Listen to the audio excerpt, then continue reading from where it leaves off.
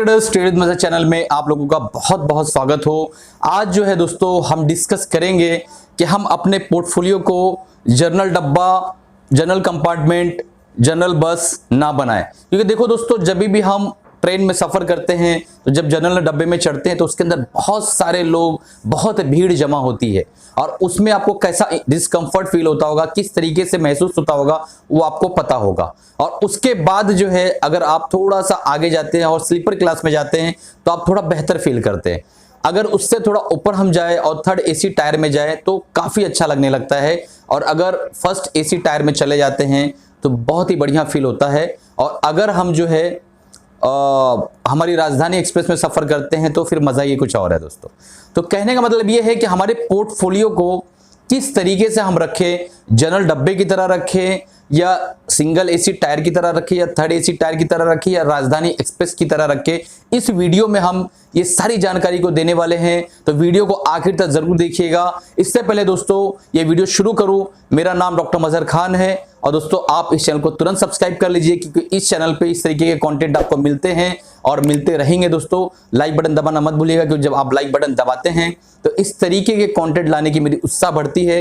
दूसरी बात दोस्तों, हमारे इस चैनल को सिर्फ और सिर्फ 60% लोगों ने सब्सक्राइब किया है। 40% ऐसे व्यूवर्स हैं जो इस चैनल पे रेगुलर विजिट करते हैं, बस चैनल को सब्सक्राइब नहीं किया है। तो देरी किस बात की है दोस्तों, सोचना क्या है, इस तरीके के कंटेंट, इस तरीके के लर्निंग में आपको रेगुलर देते रहता हूं। तुरंत सब्सक्राइब कर लीजिए, बेल बटन दबा दीजिए ताकि जब भी नई वीडियो डालूं आप लोगों तक पहुंच सके। दोस्तों चलिए चार्ट पर चलते हैं और मैंने कुछ डायग्राम बना के रखा हुआ है और आपको बताना चाहता हूं कि आपके पोर्टफोलियो को किस तरह से होना चाहिए। बिना स्किप किए हुए पूरा वीडियो देखिए दोस्तों। चलिए चार्ट पर चलते हैं। ट्रेडर्स हम स्क्रीन पर आ गए हैं और हमारे सामने जो है एक पीपीटी का पेज ओपन है। तो हम इसमें देखने वाले हैं कि पोर्टफोलियो जो है, यानी हमारा जो कारोबार का जो डब्बा है वो किस तरीके से होना चाहिए, उसको किस तरीके से बनाना है कि वो धीरे धीरे ग्रेजुअली इम्प्रूव होता जाए और आगे बढ़ता जाए। तो उस चीज को हम इस पे देखने वाले हैं कि किस तरीके से एक जो है स्टेबल पोर्टफोलियो और अच्छा पोर्टफोलियो, गुड पोर्टफोलियो जिसे कहते हैं, हमारे पास होना चाहिए। तो सबसे पहले देख लेते हैं कि जब हम पोर्टफोलियो बनाने की शुरुआत करते हैं तो हम क्या कोशिश करते हैं कि अपने पोर्टफोलियो के अंदर कोशिश करते हैं कि सारे सेक्टर्स हमारे पोर्टफोलियो में आ जाए। ऐसा कतई जरूरी नहीं है, ऐसा बिल्कुल जरूरी नहीं है कि आपके पोर्टफोलियो में सारे के सारे सेक्टर रहें। आप मुनासिब एक 6 से 8 सेक्टर भी अगर डाइवर्सिफाई करते हो तो वो इनफ हो जाता है।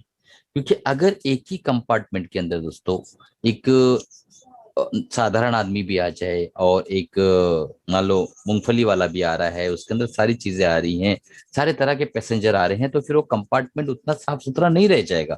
उसके अंदर बहुत सारी दिक्कतें आने लगेगी, काफी भीड़ भाड़ हो जाएगा। आपको अपनी सीट से उठकर टॉयलेट रूम तक जाने के लिए, टॉयलेट तक जाने के लिए आपको कम से कम 15-20 मिनट लग सकते हैं। और कई लोगों ने इस चीज को महसूस किया होगा जो मैं समझा रहा हूँ।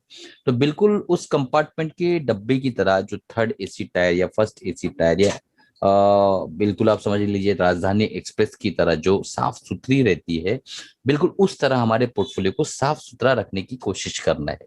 जब हम ज्यादा भीड़ भाड़ इसमें डाल देंगे ना तो ये साफ सुथरा नहीं रह पाएगा। उसकी बुनियादी वजह है, अगर ज्यादा स्टॉक्स या ज्यादा सेक्टर्स को अगर हम डाल लेंगे तो हमारे पोर्टफोलियो को प्रॉपरली हम देख रेख नहीं कर पाएंगे, उसकी नशोनुमा नहीं कर पाएंगे। कब उसमें क्या चीज को डालना है, कब उसके अंदर खाद मिलाना है, कब पानी डालना है, ये सारी चीजों को हम भूल जाएंगे तो हमारा पोर्टफोलियो दिन ब दिन सूखता चला जाएगा, सिकुड़ता चला जाएगा, ग्रो नहीं हो पाएगा। इसलिए हमें कोशिश करना है कि हमें एटलीस्ट 6 सेक्टर मिनिमम और मैक्सिमम 8 से 10 सेक्टर, 8 सेक्टर मैक्सिमम बहुत हो गया मेरे लिहाज से।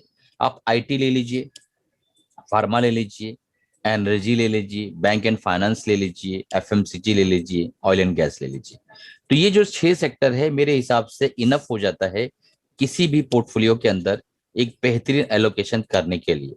ठीक है, ऐसा भी ना करिए, कई लोग क्या करते हैं सिर्फ आईटी लेते हैं और सिर्फ आईटी लेकर और पूरा पोर्टफोलियो उसी में भर देते हैं। कुछ लोग क्या करते हैं, कोरोना आ गया फार्मा ले लेते हैं, तो ये भी गलत है। लॉन्ग टर्म में जो है ना, आपको सिर्फ फार्मा फायदा नहीं पहुंचाएगा।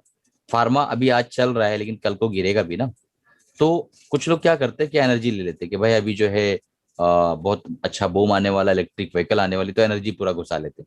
तो ये नहीं करना है, आपको सारी चीजों को डाइवर्सिफाई करके करना है तो डाइवर्सिफिकेशन के लिए आप 6 से 8 सेक्टर पर काम करिए, उससे ज्यादा सेक्टर मत लीजिए। मैं इस वीडियो का उद्देश्य ये है कि आप समझ सके कि मैं सफाई का मतलब ये नहीं कह रहा हूं कि आप सब हटा दो और सिर्फ एक चीज को रखो, ऐसा नहीं कह रहा हूं। मैं ये कह रहा हूं कि बहुत सारी चीजों को ना रखो, अच्छे बेहतरीन सेक्टर्स को रखो और उसमें ही काम करो, मैं ये बताना चाह रहा हूँ। तब हम आगे चलते हैं और देखते हैं। देखिए और बहुत सारे सेक्टर्स हैं, मेटल सेक्टर है, सीमेंट सेक्टर है, कंज्यूमर डिक्शनरी है, सर्विस सेक्टर है, एग्जैक्ट सेक्टर, बहुत सारे सेक्टर्स हैं। आपको पता है कितने सेक्टर्स हैं, सारी चीजें लिखने की जरूरत नहीं है, ठीक है। तो अब इतने सारे सेक्टर्स में आप 6 से 8 सेलेक्ट कर लो और उसके अंदर काम करते रहो। अब चलते हैं दूसरी ओर कि हमने सेक्टर्स तो डिसाइड कर लिया, सर स्टॉक्स को क्या करें। तो सेक्टर आपने डिसाइड कर लिया कि भाई आपके पास 6 सेक्टर रहेंगे। अब स्टॉक्स ऐसा लेना है कि 6 सेक्टर के आप कोशिश करो कि हर एक सेक्टर के 2 स्टॉक्स रहें, उससे ज्यादा ना रहें, ठीक है। अब 2 स्टॉक कैसे चूज करना है, ये सारी चीजों को अगर सीखना है तो आप मेरा लॉन्ग टर्म इन्वेस्टिंग प्रोग्राम जो है वो ले सकते हैं। वैल्यू इन्वेस्टिंग का हमारा जो कोर्स चलता है, बहुत ही कम फीस में अवेलेबल रखा है मैंने, उसको ऑफर प्राइस चल रहा है। एक 10वीं से 12वीं के बच्चा भी उसको एक मुनासिब फीस में उसको ले सकता है और उसके अंदर सीख सकता है कि कितने स्टॉक रखना है और किस तरीके से रखना है, लॉन्ग टर्म पोर्टफोलियो जो होता है उसको किस तरीके से ग्रो करना है।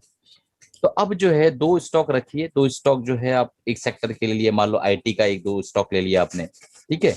उसके बाद फार्मा का 2 स्टॉक ले लिया, एफएमसीजी के 2 स्टॉक ले लीजिए। इस तरीके जो मैंने 6 सेक्टर बताए हैं सबके 2-2 स्टॉक आपने ले लिए, तो आपके 12 स्टॉक्स हो गए, 12 स्टॉक्स, ठीक है। और अगर आपके पास 5-10 लाख का एक पोर्टफोलियो है तो आपके पास 12 से 15 स्टॉक अगर हैं तो मेरे लिहाज से इनफ है, उससे ज्यादा भीड़ मत जमा करिए। मैं हद तो तब हो गई कि एक मेरे स्टूडेंट्स ने बताया कि सर मैंने 63 स्टॉक्स ले रखा है। तो मैंने उससे एक सवाल पूछा कि 63 स्टॉक्स को तो हफ्ते में एक बार अच्छे से देख पाता है? बोले नहीं सर, पूरा जो पैरामीटर है इस लॉन्ग टर्म पोर्टफोलियो के, आरओई देखना, आरओसी देखना, पी रेशियो, मतलब बहुत सारी चीजें जो अपने कोर्सेस में पढ़ाता हूँ समझाता हूँ, वो सारी रेशियोस वो नहीं देख पाता है, सारे पैरामीटर्स नहीं देख पाता क्योंकि उसके पास 63 स्टॉक्स है। 63 स्टॉक्स बहुत ज्यादा होते हैं दोस्तों, इतना बड़ा इतना ज्यादा स्टॉक्स नहीं रखना है कि आप देख ना पाए। 12 से 15 स्टॉक अगर आप रखते हैं तो एटलीस्ट आप एटलीस्ट महीने में एक बार तो, जो कम से कम महीने में एक बार, 2 बार, 4 बार कम से कम उसको देख सके। तो एटलीस्ट 4 बार तो आपको अपने पोर्टफोलियो को देखना चाहिए। और 4 बार अगर देखना है तो इसके लिए आपको सबसे इंपॉर्टेंट ये है कि आपका पोर्टफोलियो एक फोकस्ड होना चाहिए, 15 स्टॉक से ज्यादा ना हो, क्योंकि 15 स्टॉक को अगर आप स्टडी करना है तो भी आपको 2-3 घंटे तो लगने वाले हैं। तो हफ्ते में 3-4 घंटा आपको लॉन्ग टर्म पोर्टफोलियो में तो देना पड़ेगा ना, उससे कम क्या देंगे दोस्तों। अगर आपको एक बड़ा पैसा बनाना है, बड़ा पैसा लगाकर, तो उसके अंदर आपको 3-4 घंटा वीकली तो देना ही पड़ेगा। तो बहरहाल ये है कि समझाने का मतलब ये था कि आप लिमिटेड स्टॉक रखें, लिमिटेड स्टॉक रखें। और दूसरा ये कि लिमिटेड सेक्टर के रखें, लिमिटेड सेक्टर के रखें। ये ना हो कि सारे सेक्टर भर लिए और सारे स्टॉक भर लिए और चल रहे हैं कि भैया हमने तो बहुत बड़ा पोर्टफोलियो बना रखा है और वो चल रहा है, आपको पूरे साल में 2-3-4% का भी प्रॉफिट नहीं आएगा। क्योंकि लॉन्ग टर्म पोर्टफोलियो में आप जितना फोकस होके काम करेंगे उतना ज्यादा आपको बेनिफिट रहेगा। यानी कि जितने कम स्टॉक्स रखेंगे, कम का मतलब ये है कि 12 से 15, एकदम कम 2-4 भी मत रखना, मिनिमम आपके 12 होना चाहिए, मैक्सिमम 15 होना चाहिए। आपका पोर्टफोलियो 1 करोड़ के ऊपर अगर जाता है तो आप इस 15 को 25 भी कर सकते हैं दोस्तों, ठीक है। अब 1 करोड़ का पोर्टफोलियो तो आप किसी इंप्लॉय को भी हायर करके उसको काम पे लगा सकते हैं कि मेरा ये पैटर्न है और इस चीज को आपको कंटिन्यू देखते रहना है, या स्क्रीनर का यूज करिए। स्क्रीनर का यूज पर्सनली मैं नहीं करता हूँ और मैं मना भी करता हूँ, क्योंकि जितना आपकी आंखें जो है चार्ट को देखिए उतना आप मजबूत होते चले जाओगे दोस्तों। इसलिए मैं चाहता हूं कि लिमिटेड स्टॉक में काम करो, लिमिटेड चीजों पे काम करो और अपनी आंखों से सारी चीजों को देखो ताकि आप उसमें मास्टरी कर सको। तो दोस्तों इस वीडियो का यही उद्देश्य था कि मैं आपको कुछ सिखा सकूं अपने पोर्टफोलियो के बारे में, किस तरीके से पोर्टफोलियो को बनाया जाता है, किस तरीके से उसको सजाया जाता है और किस तरीके से उसको चलाया जाता है और रखा जाता है दोस्तों, और उसकी साफ सफाई कितनी इंपॉर्टेंट होती है। तो इसी के साथ वीडियो खत्म करना चाहूंगा, उम्मीद है कि आपने बहुत कुछ सीखा होगा। और इस वीडियो को दोस्तों आप जो है लाइक कर दीजिए, शेयर कर दीजिए और सब्सक्राइब कर लीजिए दोस्तों, ताकि इस तरह के कंटेंट आपको मिलते रहे। और अगर आपको हमारे कोर्सेस लेना है तो नीचे दिए नंबर पे आप कांटेक्ट कर सकते हैं दोस्तों। उम्मीद है कमाते रहे।